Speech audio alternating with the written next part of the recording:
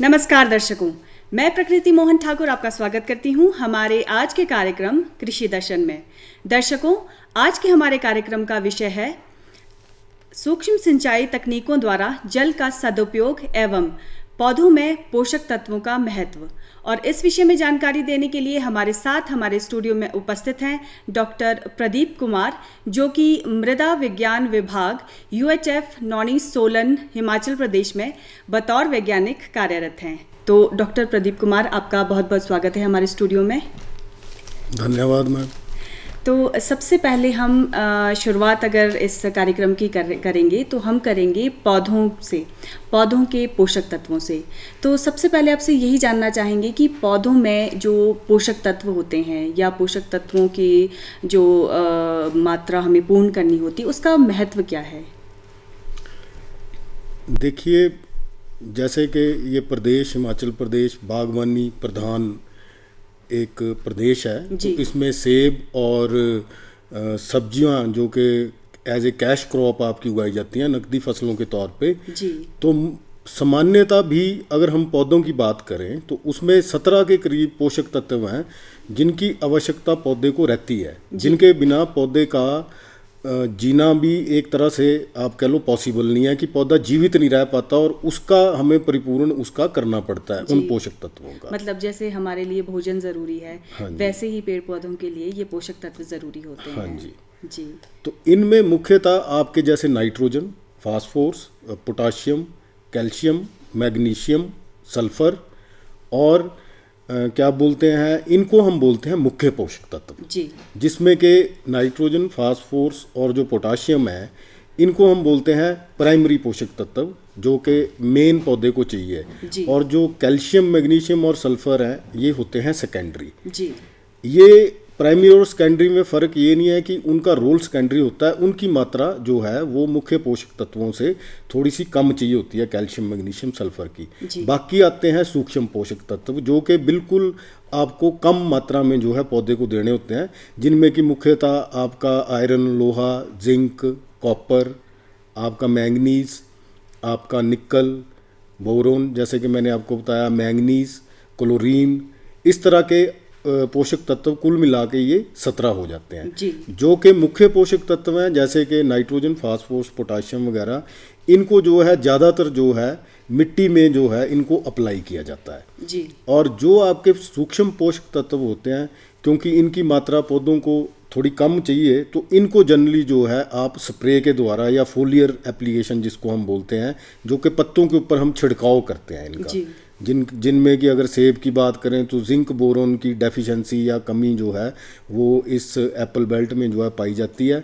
उसके साथ copper, manganese, जिसके लिए बागवानी विश्वविद्यालय ने मात्राएं अनुमोदित कर रखी हैं जी। तो हमने एक और भी चीज़ सुनी है, ये है जो पोषक तत्व प्रबंधन तकनीक। तो ये एक उन्नत तकनीक है, ये तो हमें पता है, लेकिन ये तकनीक है क्या और इसका महत्व क्या है, इसके बारे में हम थोड़ा सा आपसे जानना चाहेंगे।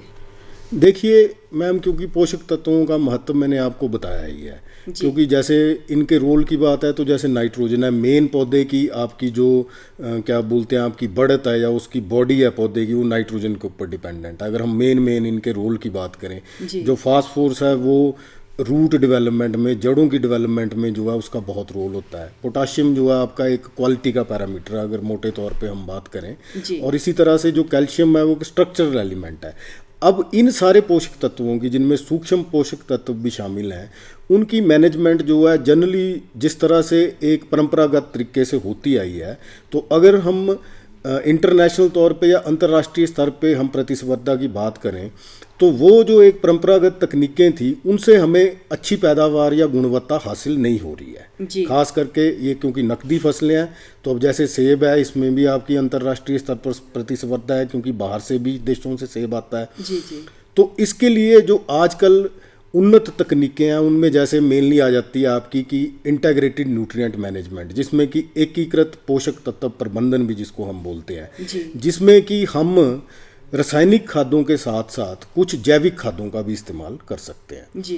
तो जो रासायनिक खादों का इस्तेमाल एक तरफ जहाँ से सरकार का भी एक अपना इस पे एक महत्व रहता है कि आप जो है रासायनिक खादों का कम से कम इस्तेमाल करें ताकि मिट्टी और जलवायु के प्रदूषण से जो है वो बचा जा सके। जी।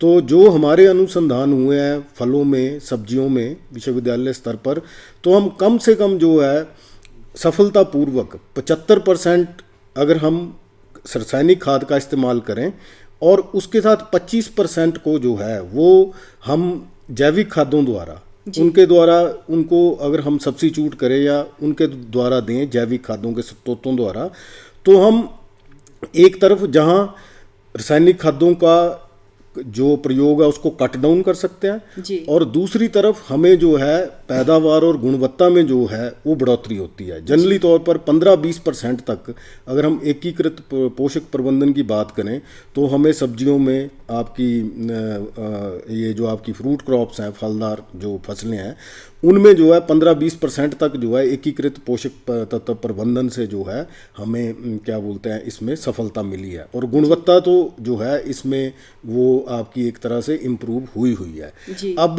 अगर हम जहां हम ये बोल रहे हैं कि हम 25% कट डाउन करें केमिकल फर्टिलाइजर का, तो जो आपके जैविक स्रोत हैं उनमें मुख्यतः अगर सेब की बात करें और अन्य फसलों की भी, सब्जियों की भी बात करें, तो जो पीजीपीआर आपका प्लांट ग्रोथ प्रमोटिंग राइजोबैक्टीरिया, वो काफ़ी जो है सफल हुआ है और बागवानों में लोकप्रिय भी हो रहा है। तो वो एक ऐसा बैक्टीरिया है जो आपकी सॉइल के अंदर ये जिन पोषक तत्वों की हम बात कर रहे थे उनकी मात्रा को बढ़ाता है।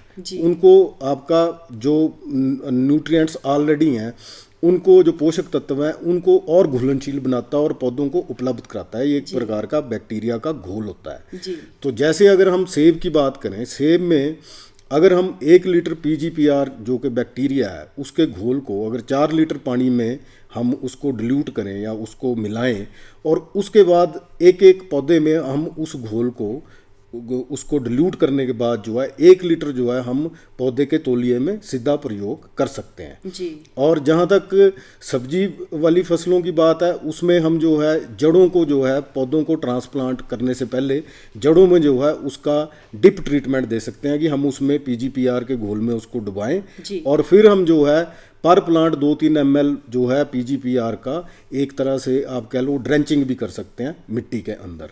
तो ये एक बहुत क्या बोलते हैं आपका सक्सेसफुल है। इसके साथ साथ जैविक खादों में जो है हम ये प्रयोग भी कर सकते हैं जिसमें कि केंचुआ खाद। केंचुआ खाद एक बहुत ही आप कह लो कि इस वक्त जो है किसानों के लिए एक रामबाण साबित हो सकता है क्योंकि हमारे पास गोबर की कमी है। अगर हम हिमाचल प्रदेश जैसी जगह पे बागवानी की बात करें या एग्रीकल्चर की बात करें तो लोगों के पास पशु बहुत कम है। पशु कम होने की वजह से जो है हमें एट ए टाइम गोबर भी नहीं मिल पाता।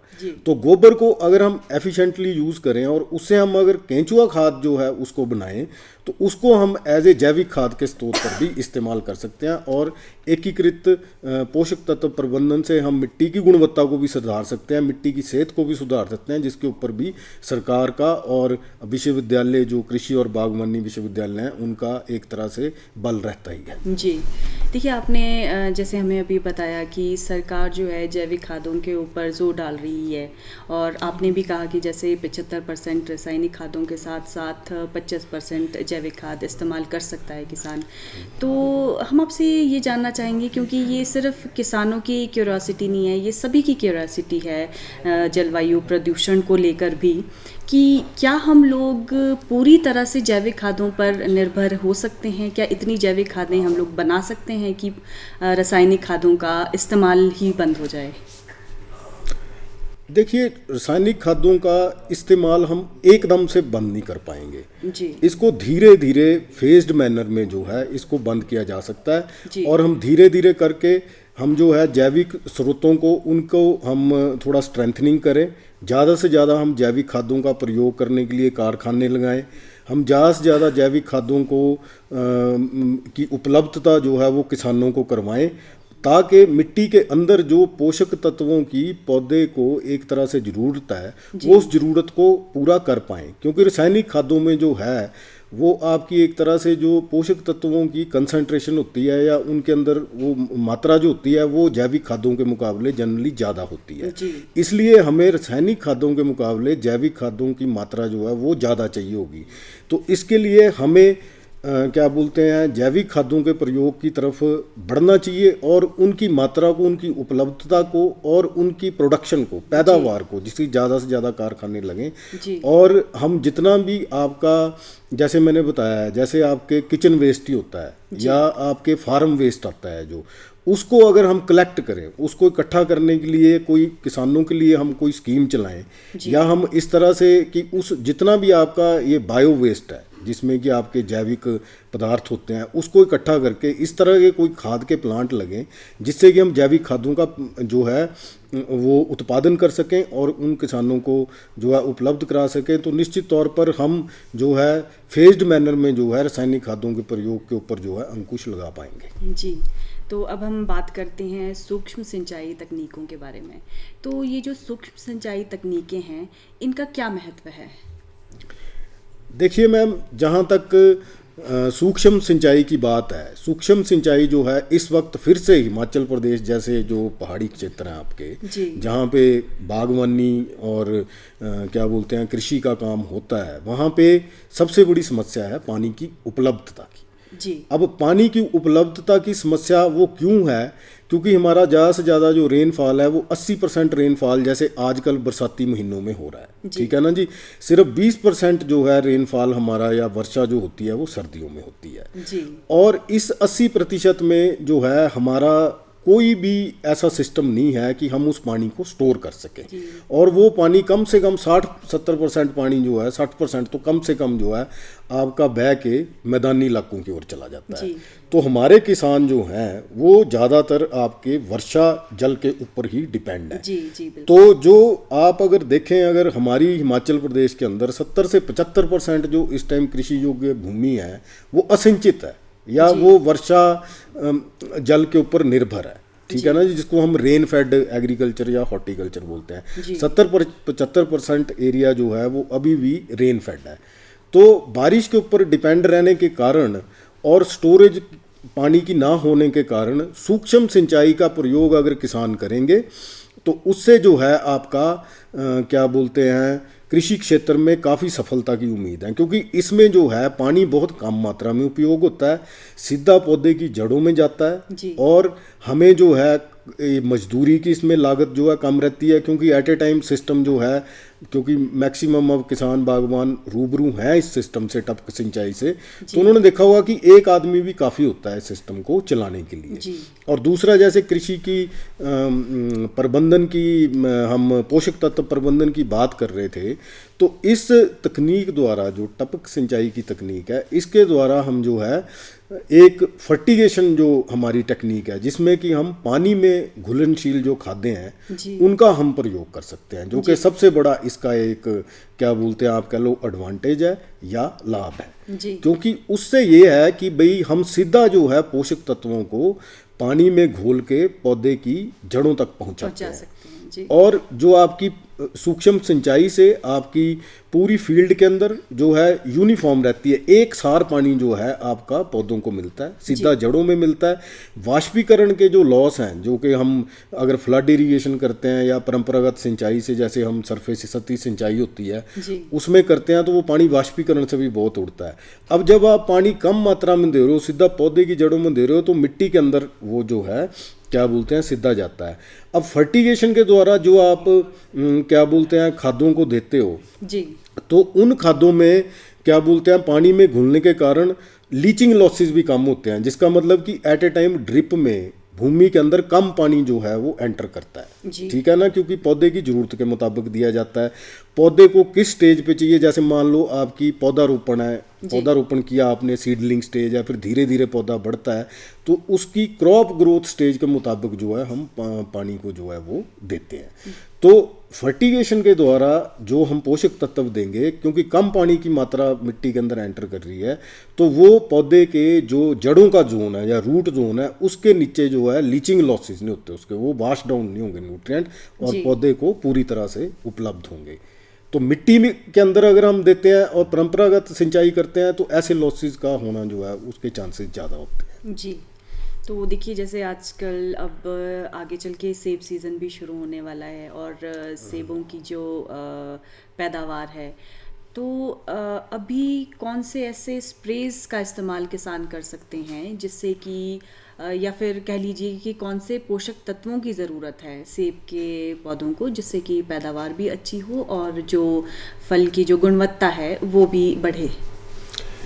देखिए इस वक्त जो है लगभग सेब की फसल जो है वो अपने जो निचले क्षेत्र है वहाँ तो लगभग हार्वेस्ट हो रही है जी। और कुछ आपके जो मध्यम ऊंचाई वाले क्षेत्र हैं या थोड़े हाइट से लगते हैं और जिनमें अभी हाइट पे जो है आपका क्या बोलते हैं सेब उत्पादन चलना है, जी। वहाँ पे जो है इस वक्त कई तरह के स्प्रेज जो हैं वो ज़रूरी हैं। जी। जैसे कि कैल्शियम की बात अगर हम करें, कैल्शियम का मैंने आपको बताया, कैल्शियम का बहुत रोल होता है। आपकी कैल्शियम की कमी से आपके जैसे आपने सेब का देखा होगा कई बार जिसको हम बिटर पिट बोलते हैं, अंदर से भी सेब सड़ जाता है। जी। और कैल्शियम जो है आपकी स्टोरेज क्वालिटी को बढ़ाता जी। है आपकी, क्योंकि आजकल जैसे आपने देखा होगा विदेशों से सेब आता है, विदेशों का सेब जो होता है काफ़ी देर तक आपकी दुकानों में जो परचून की दुकानें हैं जी। उनमें काफ़ी देर तक वो जो है ख़राब नहीं होता, जबकि हमारा जो सेब आपका पैदा होता है वो जल्दी ख़राब हो जाता है। जी। ठीक है जी।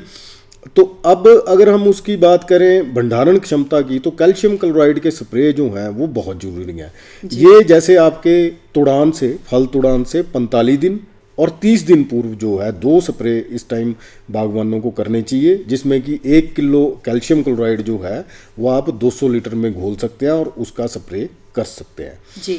बाकी जिन स्प्रेज की हम बात करें इस स्टेज पे, जैसे कि मैंने आपको बताया कि निचले क्षेत्रों को अगर हम कुछ हद तक छोड़ भी दें और मीडियम और हाइट वाले उनकी बात करें तो इसमें आपका जिंक जो है आपका बहुत, और बोरोन सेब के केस में इनकी डेफिशिएंसी जो है वो रिपोर्ट हो रही हैं। जी। तो जिंक सल्फेट जो है आप वो भी 1 किलो 200 लीटर में जो है वो घोल के उसका क्या बोलते हैं इस्तेमाल कर सकते हैं स्प्रे।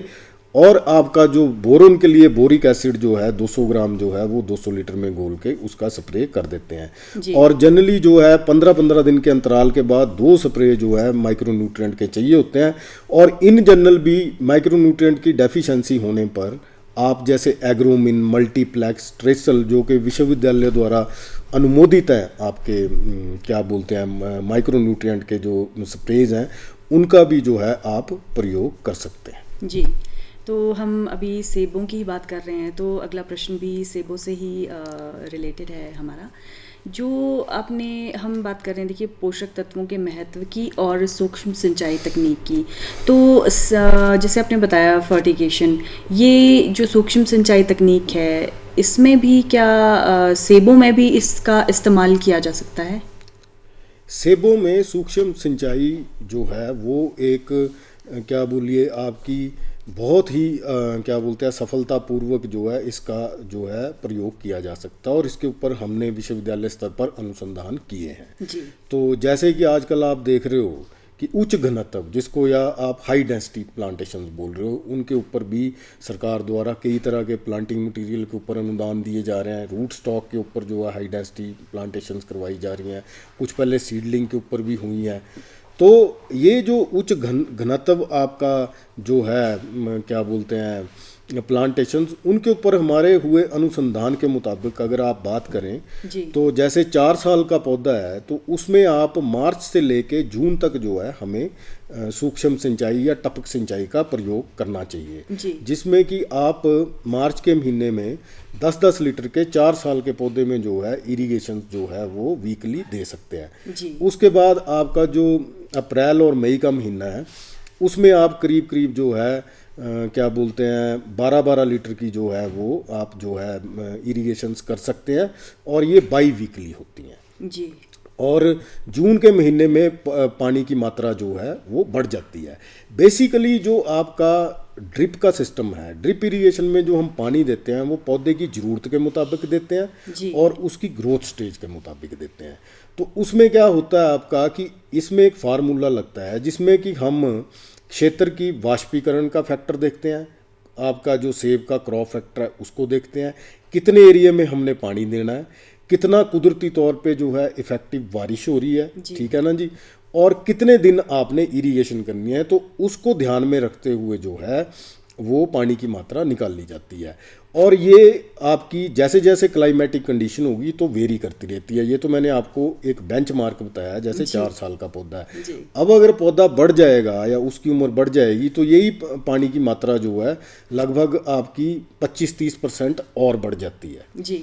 और जैसे दूसरी तकनीक आपकी मैंने आपको उन्नत तकनीक में बताया, इसमें न्यूट्रिएंट मैनेजमेंट में फर्टिगेशन बहुत ही आपकी सेब में जो है वो महत्वपूर्ण है, जिसमें कि आप क्या बोलते हैं यूरिया, आप म्यूरेट ऑफ पोटाश और 19-19-19 ये भी एक तरह की NPK का फार्मूला है। ये पानी में घुलनशील खाते हैं। कई जगह डाई अमोनियम फास्फेट भी पानी में घुलनशील खाद के तौर पे प्रयोग होती है, पर मुख्यतः चाहे सेब है चाहे सब्जियां हैं, आप जो है क्या बोलते हैं 19-19-19 ये NPK का फार्मूला है, मतलब 19% नाइट्रोजन, 19 फास्फोरस, 19 पोटाशियम जी। और ये एक हमने पैकेज कह सकते हैं आपकी जो हमने सेब की सघन खेती में निकाला है, ठीक है ना जी। तो उसमें जैसे आप अगर हम बात करें तो सेब के अंदर आपकी हरी पत्ती, ग्रीन टिप, पिंक बड स्टेज होती है, ठीक है ना जी। उस वक्त आप जो है क्या बोलते हैं फर्टिगेशन, 3 फर्टिगेशन जो है वो आपने जितने दिन वो आपकी क्या बोलते हैं स्टेज रहती है वो करनी है आपने जी। तो उसमें आपकी 75 ग्राम जो है आपकी 19-19 की मात्रा है, 30 ग्राम आपकी यूरिया है पर फर्टिगेशन और 25 ग्राम आपकी जो है MOP है, ये है पर प्लांट की डोज, ठीक है ना जी। तो ये फर्टिगेशंस 3 होती हैं। जैसे मैंने आपको बताया कि भाई जैसे ड्रिप इरिगेशन है, अगर हम उसको क्या बोलते हैं बाई वीकली करते हैं तो उसमें एक इरिगेशन छोड़ के आप जो है फर्टिगेशन कर सकते हो। तो डॉक्टर प्रदीप कुमार आप हमारे स्टूडियो में आए और बहुत ही बेहतरीन जानकारी आपने हमारे दर्शकों को दी। आपका हमारे स्टूडियो में आने के लिए बहुत बहुत धन्यवाद। तो दर्शकों, हम उम्मीद करते हैं आपको हमारा आज का ये कार्यक्रम पसंद आया होगा और हमारे किसान भाई ज़रूर इससे लाभान्वित हुए होंगे। अगले कार्यक्रम में फिर से आपसे मिलेंगे एक नए विषय के साथ। तब तक के लिए आज्ञा दीजिए। नमस्कार।